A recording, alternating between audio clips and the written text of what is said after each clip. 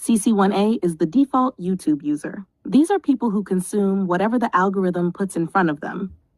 They spend a lot of time on the platform, but they have very little control over what they are actually consuming. Discovery is passive, driven by thumbnails, autoplay, and short-term novelty. From a business perspective, this is the largest market by far, but it is also the least intentional. They feel overloaded, dissatisfied, and time poor, even if they cannot articulate why. For As An Aggregator, CC1A represents raw demand that has not yet been activated.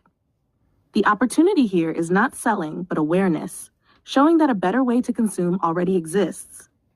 CC1B is what happens when a CC1A user stumbles into structure. These people discover playlists, sequencing, or intentional consumption and feel an immediate improvement. They are still consumers, but now they are conscious consumers. They start saving content, watching in order, and recognizing that some creators consistently deliver value while others do not. From a business lens, CC1B is where intent emerges. This group is smaller than CC1A, but dramatically more valuable because they are educable, retain longer, and actively seek efficiency. For As An Aggregator, this is the core educational market. People who already feel the benefit of curation and want language, frameworks, and guidance to do it better. CC2 is a transitional layer rather than a primary market. It appears when someone starts applying structure without changing their identity. Often this is a creator who discovers playlists as a way to improve audience retention, or a consumer who begins lightly organizing content for personal use. They are using the technique instrumentally, not philosophically.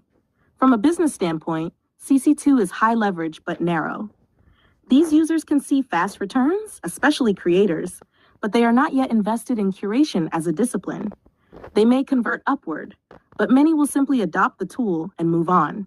CC3 is where curation becomes an identity and potentially a business. These people have mastered consumption first and now want to externalize their taste and structure for others.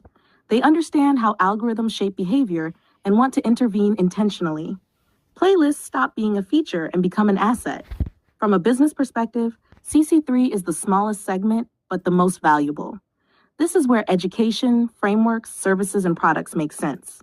These users are not looking for hacks. They are looking for systems, positioning, and ways to turn structure into value. The key thing I would want Dante to understand is that this is not a traditional funnel. You are not trying to push everyone to CC3. Most people should never become curators. Instead, As An Aggregator helps people become more aware of how they consume, then lets them decide how